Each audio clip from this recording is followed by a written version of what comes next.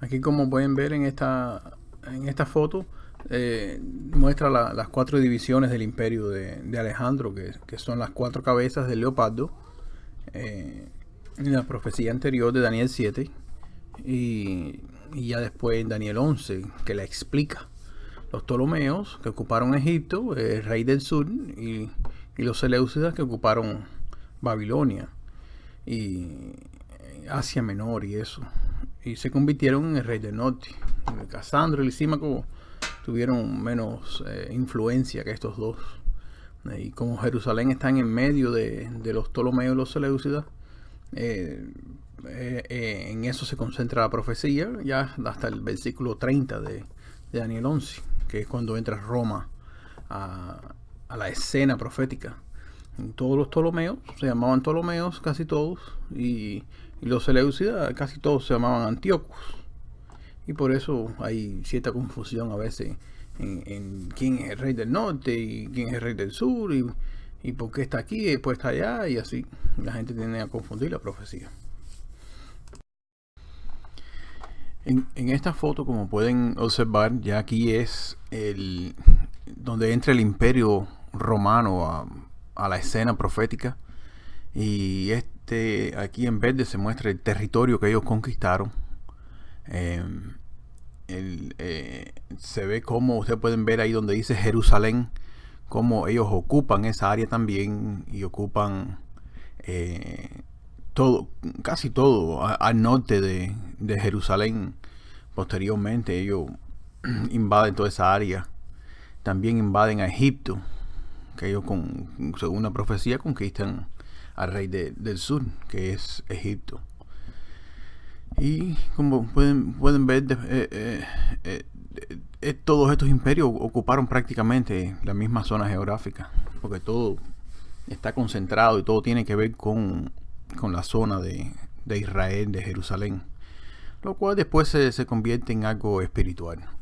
Y ahora vamos a comenzar el estudio entonces.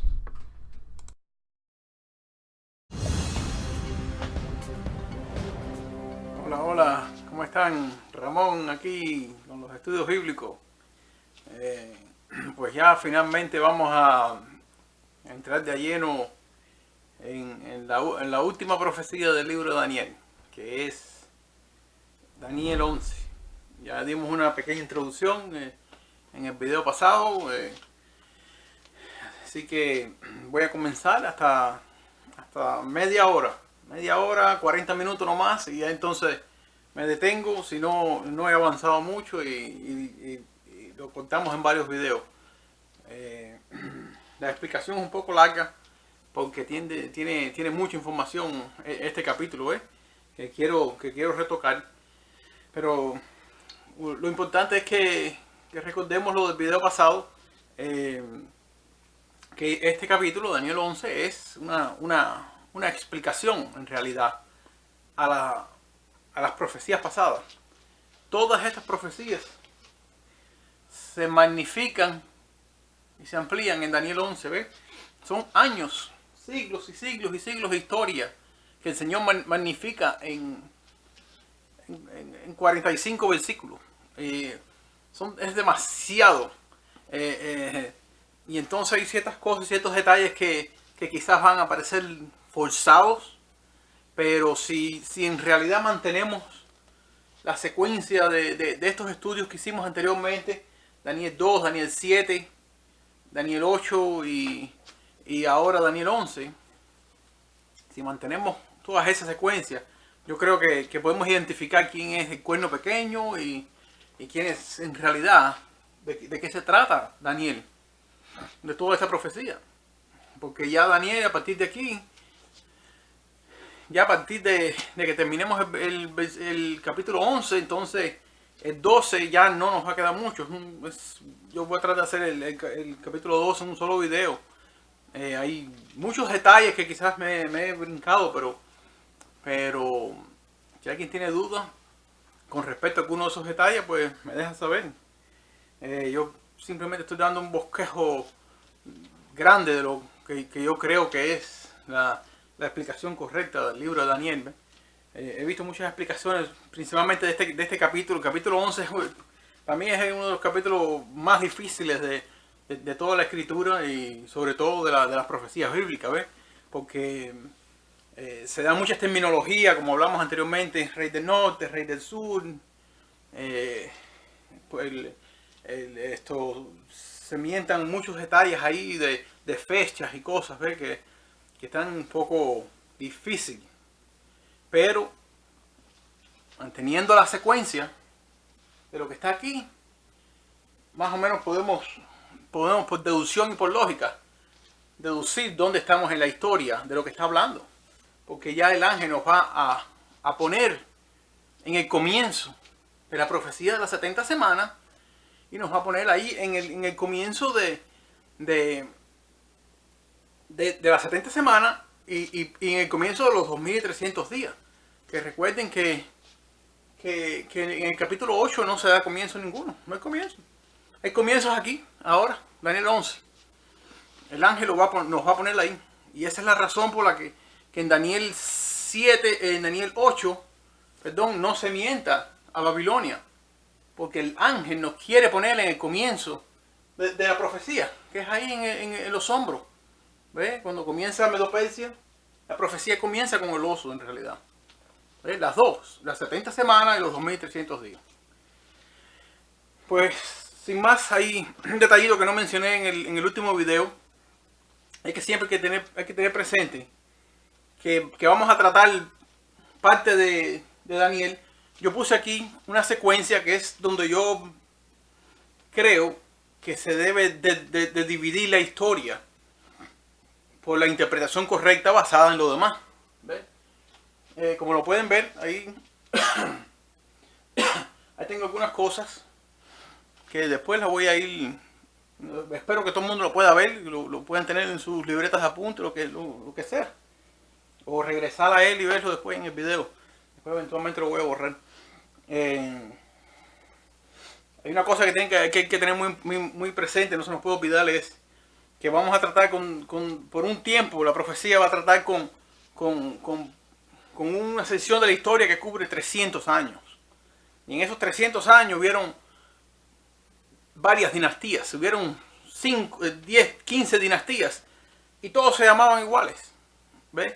Y ahí la gente tiene a ver cierta confusión con quién es Darío 1, quién es Darío 2, quién es Darío 3 y Seleuco 1, Seleuco 2 y cuando viene a ver no se te mienta a Antíoco 1, Antíoco 2, Antíoco 3 y hasta Antíoco 15 y Seleuco 12.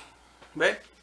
Son diferentes personajes a través de la historia. ¿Ves? Y muchos de ellos tuvieron el nombre Rey del Norte y otros Rey del Sur. Pero estamos hablando por periodos proféticos muy grandes, ¿ves? Que están simplificados en unos cuantos versículos, que es lo que yo tengo simplificado acá, que es lo que yo creo que es lo correcto. Ahora, vamos a empezar a leer. Voy a acercar, a ver el tiempo. Ahí está. Dice así, profecía número 11, capítulo número 11 dice: y yo mismo en el año primero de Darío, el Medo, estuve para animarlo y fortalecerlo. Ahí con un paréntesis. Aquí Darío el Medo ya estaba muerto. Era Ciro. Ciro era el rey de Persia en este momento, que era el segundo rey. Y ahora yo te mostraré, dice, el encabezado dice los reyes del norte y del sur. Dice, y ahora yo te mostraré la verdad. Y aquí que aún habrá 3 reyes en Persia. Claro, está ahí. ¿Hay algún invento? Eso lo inventó la iglesia adventista. ¿Por qué el ángel está comenzando con Persia? Ya Babilonia quedó en la historia y él va a dar el comienzo. Fíjate que el ángel hasta esperó a que Babilonia cayese para dar esta profecía. Es decir, eso no es un invento de Elena G. de White, ni es un invento de la asociación White de los adventistas. Eso está escrito en la Biblia, ahí está clarito. Dice, 3 reyes habrán en Persia. ¿Por qué es que el ángel le está dando esta profecía? Leen el capítulo 10, que espero que lo hayan leído, el capítulo 10, y es para explicar lo que va a suceder aquí, entre esta bestia, a partir de aquí para acá. Ya la cabeza había desaparecido. ¿Me entiendes? Entonces, ahora los poderes que van a surgir van a ocupar el mismo territorio de Babilonia y van a tener interactuar en la historia con el pueblo de Dios, que a la vez van a interactuar con los ataques que le van a hacer al santuario de Dios. En realidad están atacando al pueblo de Dios, pero en realidad lo que Satanás quiere es destruir el santuario de Dios. Y eso en sí mismo es un estudio aparte, la relación que tiene todo esto con el santuario, porque eso después lo vamos a ver en Apocalipsis. Que el santuario está estrechamente ligado al pueblo de Israel. Y el por qué. Porque todos los ataques en realidad son a Jerusalén. Porque la ciudad, la tierra santa es muy grande y tenía otras naciones. Pero Satanás está atacando específicamente a Jerusalén. Porque ahí se encontraba el santuario. Y como lo vimos en los capítulos anteriores, el cuerno pequeño y un cuernito pequeño que ataca el santuario. Y quiere atacar a Dios y atacar al príncipe de los príncipes. ¿Ve? Ahora dice, el verso 2. Es mi entender que del verso 2 al verso 4 está claramente entendido. Está tratando estos dos reinos, Persia y Grecia. Lo que quiere decir que de Grecia, lo único que está dando de Grecia el ángel es el comienzo de la profecía. No importa todas las guerras que tuvieron, ni lo fuerte que fueron, eso no le importa al Señor. Eso fue son distracciones. Lo que el Señor quiere que tú sepas es que iban a haber 3 reyes en Persia y el cuarto se iba a hacer de grandes riquezas. ¿Ve? Y el cuarto se hará de grandes riquezas más que todos ellos. Y al hacerse fuerte con sus riquezas, levantará contra el reino de Javán o el reino de Grecia. Eso es lo que el ángel quiere que tú sepas. ¿Quién conquistó a Grecia? Eso está en la historia. Fácil. Déjame buscar porque yo quería. Déjame ver. Eso está en la historia. Déjame. Ahora vamos a entrar ahí. Dice: después de la muerte del rey Ciro, que estaba reinando en el momento de la visión, los 3 reyes subsiguientes de Persia fueron Cambises. Estamos hablando del año 530 a.C. Uno que se llamó Esmerdi, que le decían Esmerdi el usurpador, porque cuando Cambises reinó, mandó a matar a su hermano, que se llamaba Esmerdi, y entonces puso a otro hermano a reinar, que era su títere, y le decían así, Esmerdi el usurpador.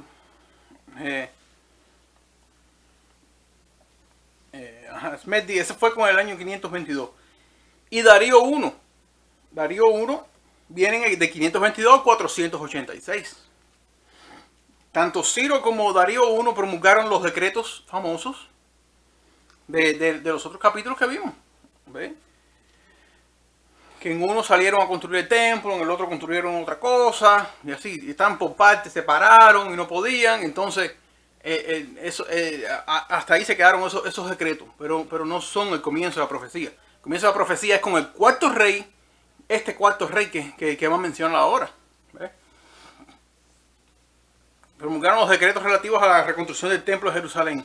El cuarto rey fue Jerjes, un famoso Jerjes, del 486 al 465.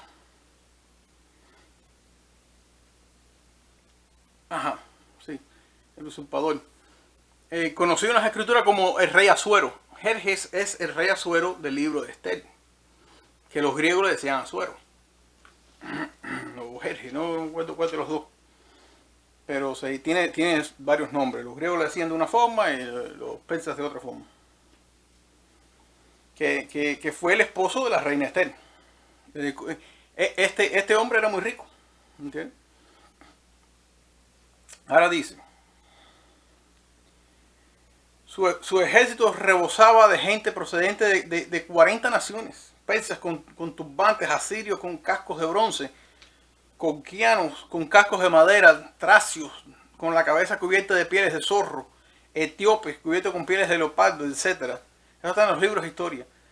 Avanzaron todos, eran más de 300.000 soldados. Eran casi 900.000 soldados en realidad, en total. La mayor parte a pie, de sus respectivos países hasta los campos de batalla en el 480, en Platea. en Grecia. Y estos fueron derrotados después. Ellos. Entonces dice que los griegos fueron derrotados. Los persas fueron derrotados. Entonces ahora vemos el versículo 3. Todo este ejército se enfrentó a Alejandro Magno, que él con menos gente los derrotó. Dice el verso 3. Todavía estamos aquí arriba.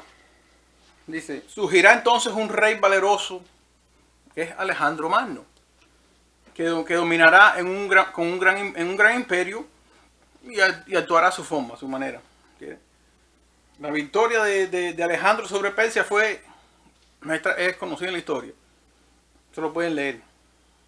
Pero el ángel está cubriendo eso. Son años. ¿Ve? Ahora el verso 4. Dice, en trance de engrandecer su reino, Alejandro Magno, será quebrantado y repartido los 4 vientos del cielo. ¿Ve? Pero no entre su descendencia ni con un imperio como el que él había ejercido, porque su reino será extirpado y entregado a otros distintos que él. Es decir, el imperio de Alejandro Magno está diciendo que se iba a dividir en 4, claramente. La profecía nos está llevando claramente, solita ella. Desde allá, Medo Persia, esas 3 costillas que tiene el oso entre sus bocas son 3 naciones que los persas conquistaron. Lo podemos buscar en la historia. Y ya, ahora estamos aquí otra vez. Las 4 cabezas. Dice que el ángel está diciendo que el imperio se va a dividir en 4. Una vez más lo está repitiendo. Entonces, ¿tiene relación Daniel 11? Daniel 11 no es una explicación lo que el ángel está haciendo. Es claramente una explicación de Daniel 8, 7 y 2. Es claro. ¿Me entienden? Y está dando los puntos de partida de la profecía. Yo no sé por qué la gente inventa las cosas. Y es por eso, porque no comienzan desde el principio. Y no mantienen los principios bíblicos de interpretación profética. De lo que yo puse en el primer video. Es que principio de repetición y agrandamiento. El ángel está repitiendo la misma profecía. La explicación está explicando ahora. Ahora dice, verso 4. Persia y Grecia. Persia y Grecia. Está hablando del pecho y de la cintura para abajo.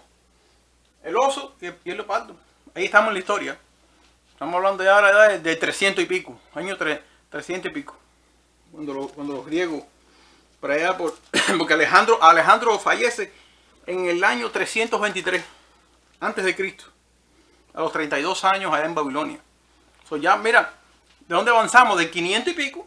Del 600 y pico de arriba de Babilonia, ya estamos en el 300 antes de Cristo. Estamos atravesando las 70 semanas de la profecía. Desde el capítulo 9.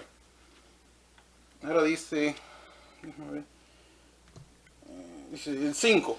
Y será fuerte el rey del sur. Ahora, déjame ver una cosa. Primero quiero mencionar rapidito porque en base a la división, esa división es importante. Porque de esas 2 cabezas, 2 se van a hacer fuertes, 2 se van a mantener menos y 2 son las que la explicación del resto de parte del capítulo 11 va a sobrecaer sobre 2 de esas cabezas. ¿Ves? Déjame ver si lo tengo acá. Se dividió en 4. Ahora dice. Déjame ver. Alejandro y sus principales generales combatieron entre sí. Eliminaron al hermano y al hijo. Y en el 301 se dividieron el imperio en 4 posiciones. La parte occidental le tocó a uno que se llama Casandro. Al norte, ese es importante, Lisímaco. Al oriente, que era Babilonia, eran los Seleucos.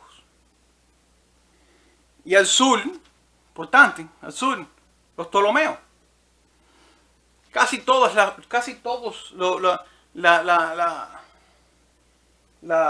dinastía de estas 4 cabezas, de esas 2 cabezas, los Seleucos y los Ptolomeos, que eran los del sur, todos se llamaban Ptolomeo. Ptolomeo 1, Ptolomeo 15. Hasta que los romanos los invadieron y los destruyeron. Y los otros, los Seleucos, también. La mayoría eran Seleucos. Seleuco 1, Seleuco 2. Se llamaban, no, perdón, sí, algunos se llamaban Seleucos, pero otros se llamaban Antíocos. Los Antíocos, todos los Antíocos. Antíoco 1, Antíoco 15. ¿Entiendes? Eso hay que tenerlo presente. Porque ahora va a empezar a hablar rey del norte, rey del sur, rey del norte, rey del sur. Entonces el ángel está bajando por la historia, rápido. Porque el ángel en realidad lo que quiere es ubicarnos en el último imperio, que es Roma, que es el importante.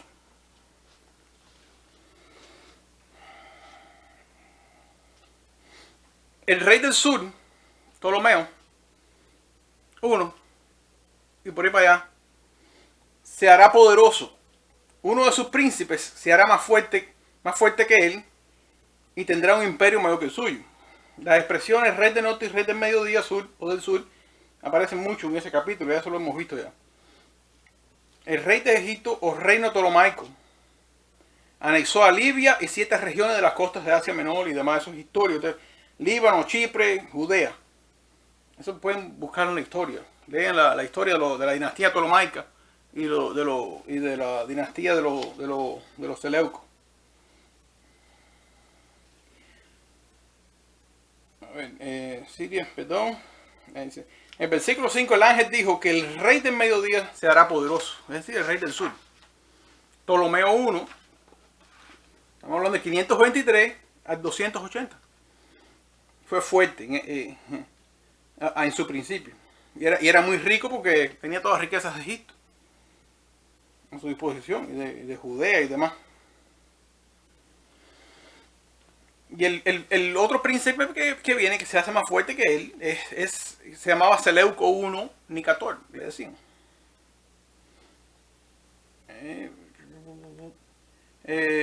Obtuvo originalmente la parte oriental del imperio de Alejandro. Seleuco fue expulsado del oriente por otro de los generales de Alejandro y huyó a Egipto. Ptolomeo le otorgó privilegios especiales y le ayudó a organizar un ejército.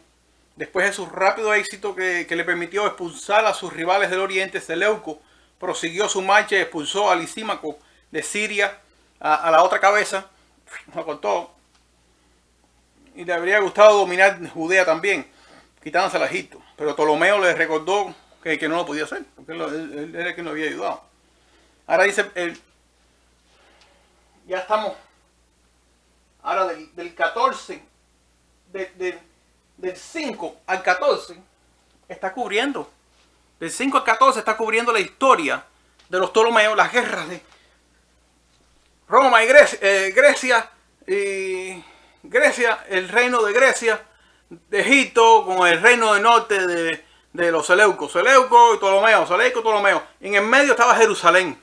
Y los Jerusalén estaban así y ellos no sabían qué iba a suceder. Ahí estamos en la historia. Ahí. Versículo 5 al 14. Entonces déjame abrir la computadora.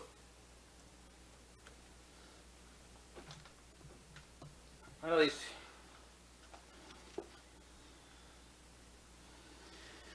El 5 al 14.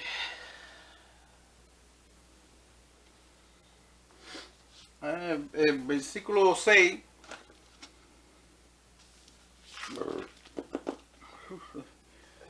Verso 6 dice, al cabo de años harán alianza. Entonces explica unas ciertas cosas que van a hacer ellos, unas cosas históricas, eso lo pueden buscar.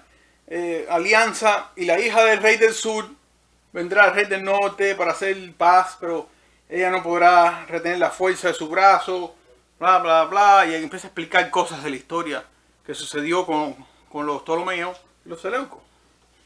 Ahí entra las famosas Cleopatra, que eran Cleopatra 1 a Cleopatra 5 por allá, que fue la última descendiente de los Ptolomeos en Egipto. Era Cleopatra, creo que Cleopatra 5 o Cleopatra 4, algo de eso. Es la más famosa de ellos. Entonces dice el verso 8, y si aún a los dioses de ellos, sus imágenes fundidas y sus objetos preciosos de plata y de oro lleva cautivo a Egipto y demás. Está diciendo que el rey del norte va a combatir con el rey del sur, y el rey del sur va a triunfar por cierto tiempo. ¿Ves? La dinastía Ptolomaica llegó hasta Cleopatra VI, en realidad. El 51 al 30, antes de Cristo. Hasta ahí llegaron ellos. Y la dinastía Seleuca, o los antíocos esos, llegaron hasta el 65. Que ya es cuando Roma entra en la escena. Entonces, yo no voy a entrar en la parte histórica de las cuatro cabezas, porque está hablando de ciertas guerras y cosas, y entonces tiende a confundir a la gente. Tenemos versículo 8, versículo 9. Un nuevo rey del norte, ahí lo dicen, ve que está cambiando, cambia el rey del norte, que es en realidad Seleuco II. Entrará en el reino del mediodía y luego regresará a su país. Está claro, son cosas que sucedieron en la historia. Los Ptolomeos Seleucidas reasumieron sus contiendas como el drama de Romeo y Julieta. Ellos están para acá y fajándose. Y en el medio estaba Jerusalén. En el año 242, Seleuco II Calínico trató de vengar la profunda penetración de Egipto en las tierras de sus antepasados, pero su ejército fue derrotado y su armada desintegrada. Regresó a Antioquía cubierto de sangre. Antioquía está por arriba por Babilonia. Turquía, quizás. Antioquía cubierto de sangre y con las manos vacías. Entonces ahí, verso 10, verso 11, verso 12, habla de la historia de lo que sucedió con esas dinastías. ¿Entienden? Esos tres versículos, 10, 11 y 12, se refieren en realidad principalmente a una batalla que se llama Batalla de Rafia, que fue librada el 22 de junio del 217. Estamos en 217. ¿Por qué razón el Señor la mienta? No sé. Pero eso es lo que se está refiriendo. Ahora dice.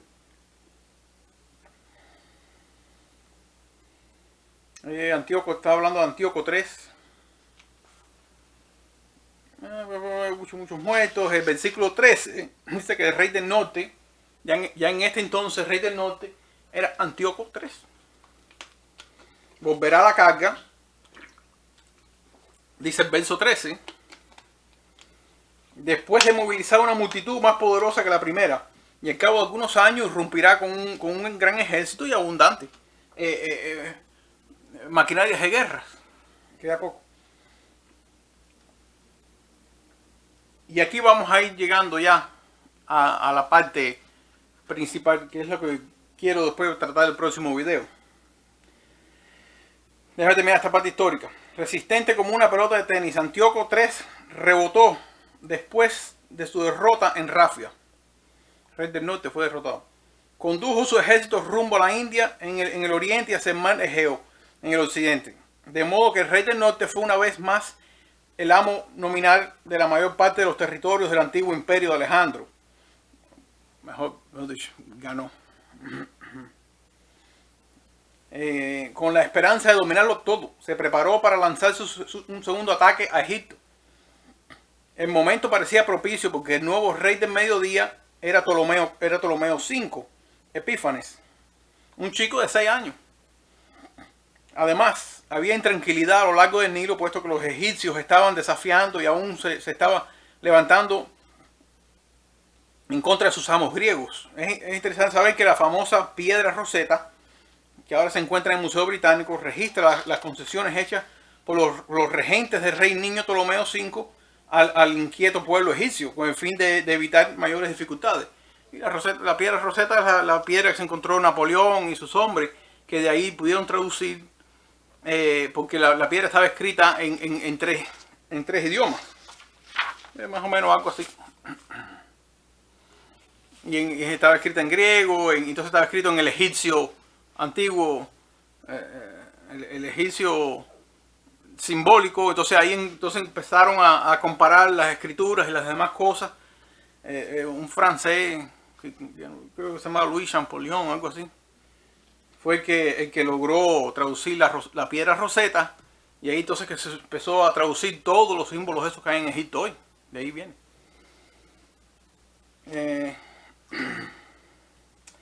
Ahora,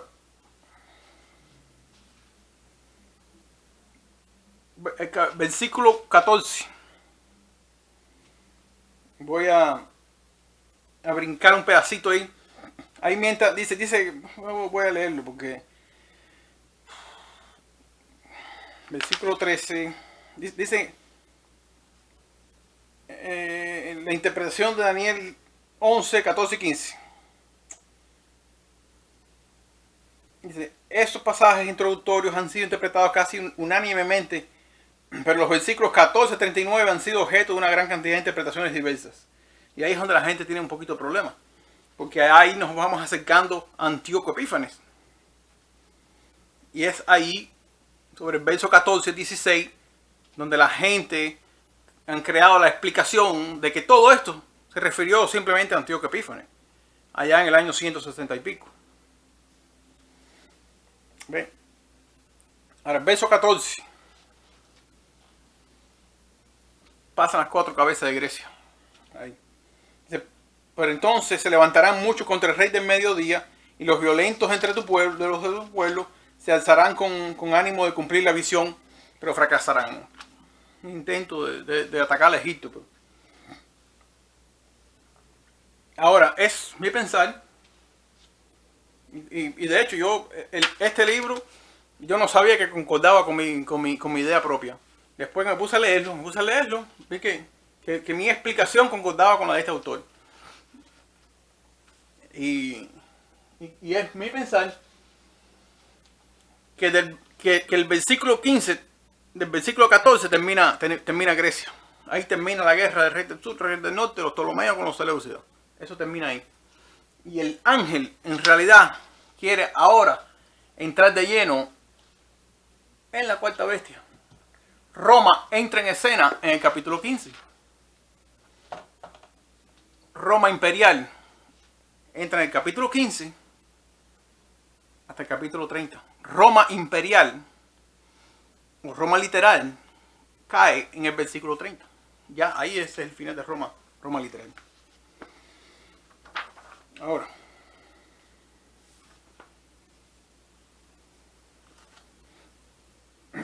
Ahora vamos a ver el versículo. ¿Dónde me quedé? Versículo 14. Hombres turbulentos de tu pueblo se levantarán para cumplir la visión, pero ellos también caerán. La traducción literal del hebreo es como sigue: los quebrantadores de tu pueblo. La versión Reina Valera, como la Biblia de Jerusalén, interpretan la frase de esta siguiente forma, como si se refiriera a algunos violentos que surgirían de entre los judíos. Pero la frase hebrea bien puede referirse también a extranjeros que vienen a robarle o quebrantarle a los judíos. Pero ¿quiénes son entonces esos ladrones o quebrantadores de tu pueblo que atacan al pueblo de Dios? ¿Lo vamos a inventar? ¿Ve? Capítulo 7 lo dice. El capítulo 7 habla de un cuerno pequeño. Y habla de Roma, que Roma viene a destruir, desbaratar todo. ¿Entiendes? Atacan al pueblo de Dios. Daniel 7. La cuarta bestia comía, trituraba y los sobrantes lo trituraba con sus pies. Daniel 7:7 lo dice. Estamos claros porque la profecía está siguiendo las otras profecías. No hay que inventar esto. En Daniel 8:13, el cuerno pequeño pisoteaba. La misma bestia es Roma. Está entrando en escena en estos capítulos, en estos versículos, verso 15. ¿Veis? 14 y 15. El cuerno pequeño pisoteaba el santuario. La cuarta bestia y el cuerno pequeño son Roma. Por lo tanto, el verdadero significado de lo que dijo el ángel en Daniel 11:14 es que los romanos entrarían en la historia en este punto, en cumplimiento de las visiones de Daniel 7 y 8. Para mí está claro. No sé para ustedes, pero para mí está sumamente claro. Déjame ver.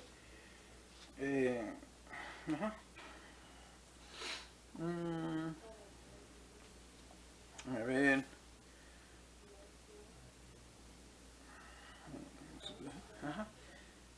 Los romanos conquistaron Palestina, verso 16. si usted ve, ahí dice, y el que vendrá contra él hará su voluntad, y no habrá quien se le pueda enfrentar, y estará en la tierra gloriosa, la cual será consumida con su poder. Está hablando en realidad de la invasión de Roma a la tierra gloriosa, a Palestina.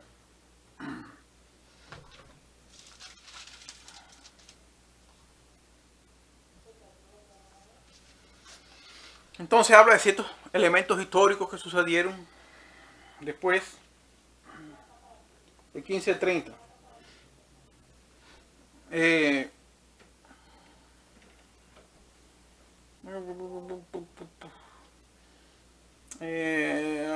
Atacaron al rey del sur, 11-17, y finalmente subyugaron a Egipto. Verso 25. Egipto fue subyugado por Roma en el año 30 con Julio César. Y entonces Egipto pasó a ser una provincia romana. ¿Ve?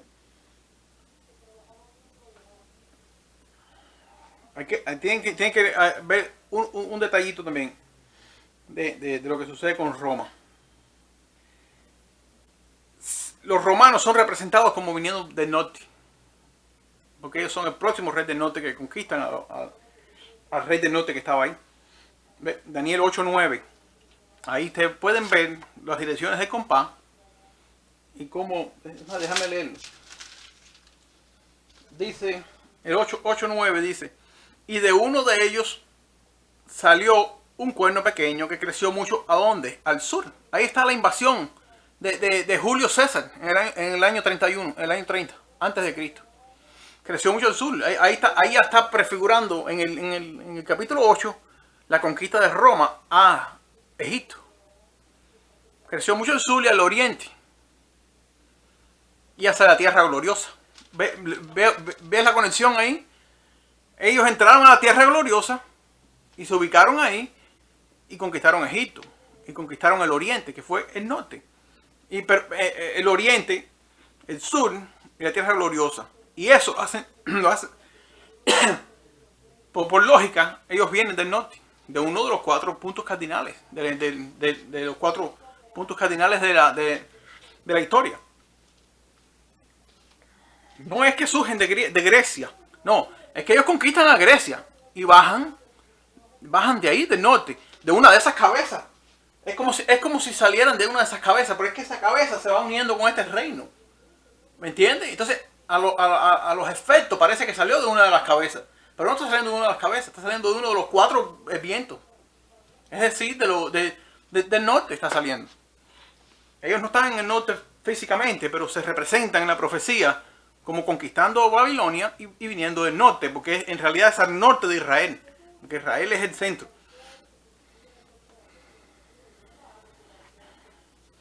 Ahora, déjame ver, ellos vinieron, estaban viniendo del norte hacia el sur. ¿Ves? Daniel 8:9, que ya lo vimos ya. Sus conquistas en el este fueron en el 65, antes de Cristo. Y la tierra gloriosa fue en el 63. Sus fiestas donde la profecía nos ha llevado hasta el año 63, antes de Cristo. Un poquito antes que el 63, porque en el 65 fue Egipto. Y en el 63, perdón, el Jerusalén y eso, la tierra gloriosa fue en el 65 y en el 30 Egipto. Egipto vino después. Lo conquistaron un poco tiempo después. Y ahí se terminó la dinastía seleucida, Ptolomaica. Y se terminó Grecia. Ya Grecia empezó a pasar la historia. No más Grecia. Empieza ahora Roma. Y ahí es donde el ángel nos quiere traer. ¿Por qué? Porque ahora vamos a ver un detalle muy importante y ahí nos vamos a detener.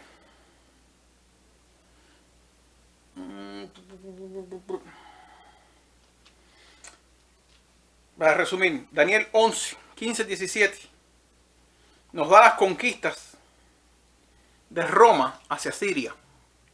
¿Ve? Palestina y subyugando a Egipto. ¿Ve?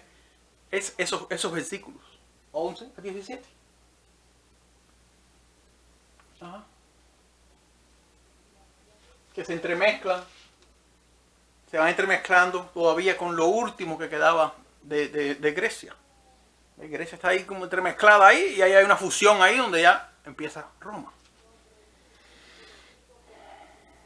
Dice,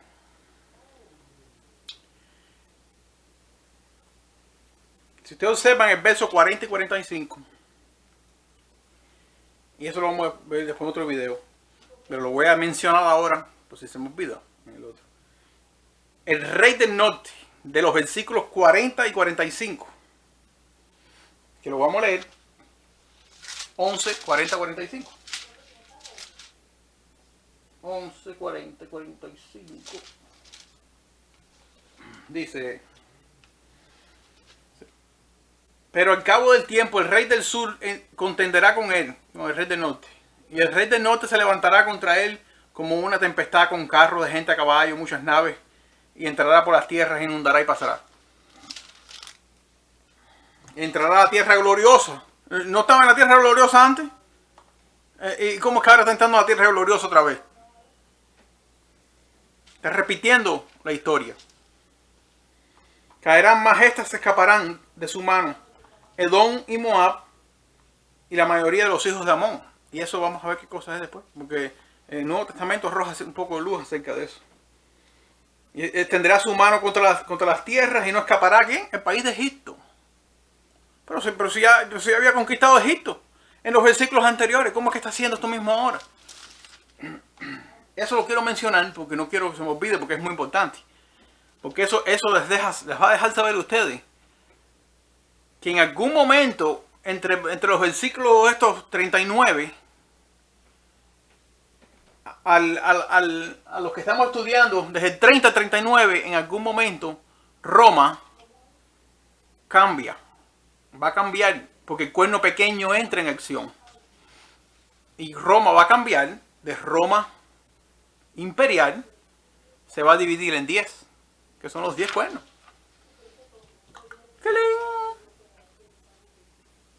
Y de esos 10 va a salir ese cuerno pequeño, que es Roma espiritual o Roma religiosa, que es en los pies de la estatua, es el lodo. ¿Viste ya cómo estamos identificando el lodo ya desde ahora? ¿Ves cómo las cosas se van fusionando? La historia va a pasar de algo literal, porque ya vamos a pasar al Señor Jesucristo en su tiempo, y entonces comienza el reino, el último reino, que es el reino del lodo, que es la iglesia, es la religión, principalmente la iglesia de Cristo, que se convierte en el rey del norte, una parte. ¿Me entienden? La parte rebelde que apostata de la verdad, y Pablo va a hablar de eso y después vamos a hablar en otro video sobre eso, se convierte en el cuerno pequeño del rey del norte. Y entonces los versículos subsiguientes y finales de Daniel 11 están repitiendo la misma historia. Es decir, el puente entre Babilonia y Babilonia espiritual, Babilonia física, Babilonia espiritual, es Roma literal. Roma literal conecta a Babilonia antigua con la Roma espiritual, o la nueva Babilonia, que son la misma cosa. ¿Viste? Ahora, deja ver.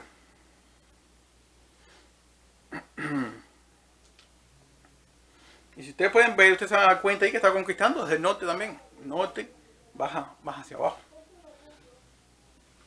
Pero después en los versículos finales, usted se va a dar cuenta que conquista más.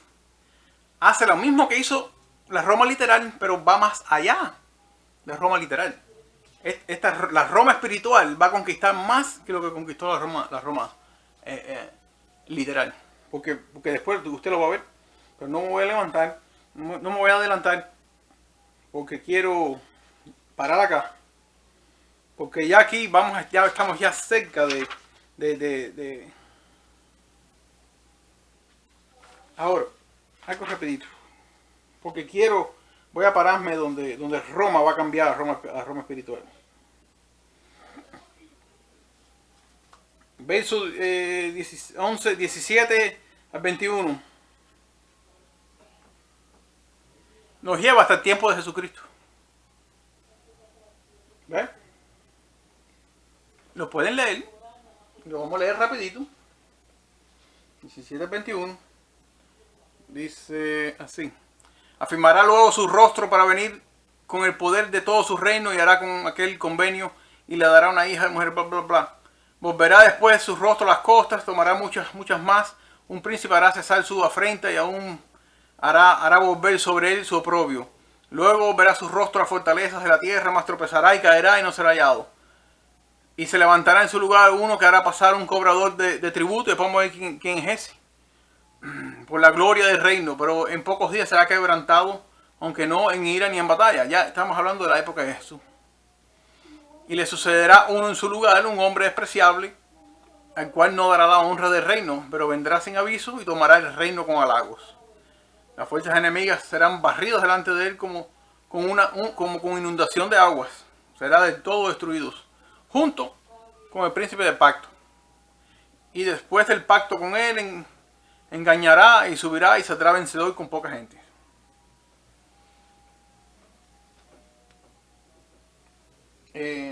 Ya voy a detenerme ahí. Así que nos vamos a ver después. Voy a volver a retocar esta sección aquí, que no está que no está tan clara.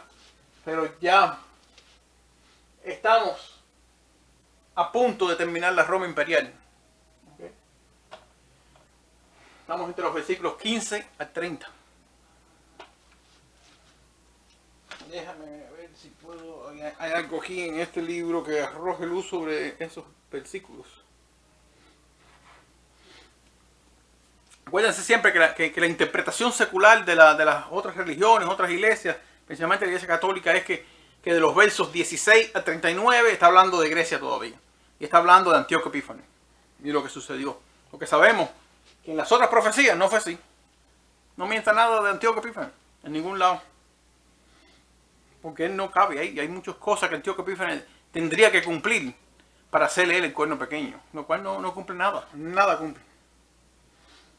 ¿Entiendes?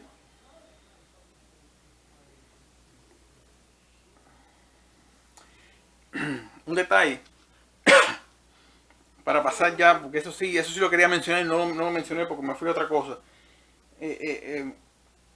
Jesús mienta la abominación de la desolación y mienta el libro de Daniel. Eso está registrado en Mateo 24:15. Si Antíoco Epífanes fue la desolación, la abominación de la desolación, porque Jesús se lo está aplicando a los romanos. ¿Me entiendes? Jesús está aplicando eso de la abominación desoladora a los romanos, no a Antíoco Epífanes. 160 años después Jesús lo está aplicando. Allá todavía en su vida. Estaba todavía en vivo. Después, incluso dijo que se iba a referir después de su tiempo. Él no estaba diciendo ni siquiera que se iba a cumplir en el tiempo. Es decir, la abominación de que trae la desolación va más allá de Cristo. ¿Ves? Versículo 20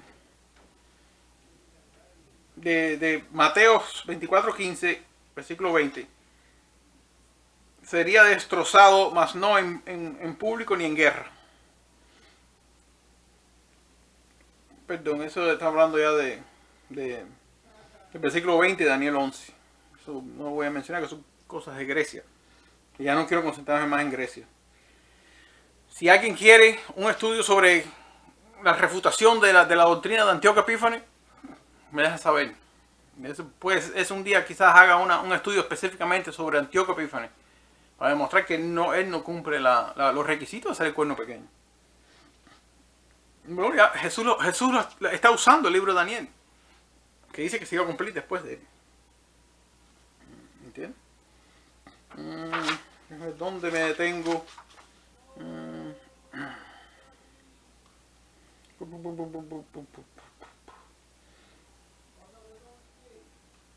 Me voy a detener aquí para recopilar un poco más de información y volver a centrar todo el próximo video.